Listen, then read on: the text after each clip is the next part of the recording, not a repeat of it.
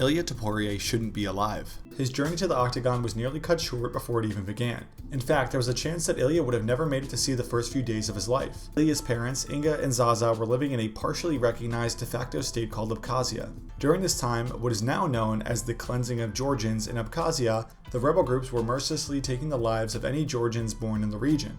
Unfortunately, this dangerous area is where Inga and Zaza and his soon-to-be-born older brother Alexander lived.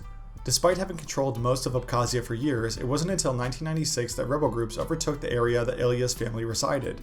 Ilia's parents could have either waited until the occupation of the region was potentially toppled by a foreign intervention, or they could risk their lives and cross over the Abkhazia-Georgia border.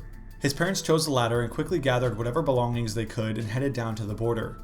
The decision that the Topurias made to leave their town turned out to be life-saving, as the town they lived in was quickly overtaken by rebel forces. Shortly after they left, more than 450 Georgians' lives were taken as they tried to flee eastward towards the border.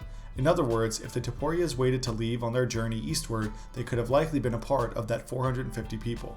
It's not disclosed how they got to the border, but it's worth noting that 70% of the Abkhazia-Georgia border is covered by the Caucasus mountain range, which reaches heights of 4,200 meters, which is over 13,700 feet.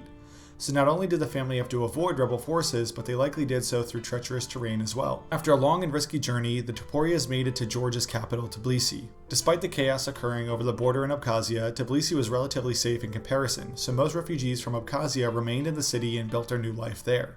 But instead of staying in Tbilisi, the Topurias decided to head to Western Europe and eventually settled in Halle, Germany. Shortly after their arrival in Germany, Inga gave birth to their first son, Alexander, and they began building a foundation in Germany, and just over a year later, Inga gave birth to another child that they named Ilia. Seeing his rise in the UFC to become world champion has been remarkable, and knowing that there was a chance that we would have never known his name, some fans from his home country call him Ilia, the boy who lived.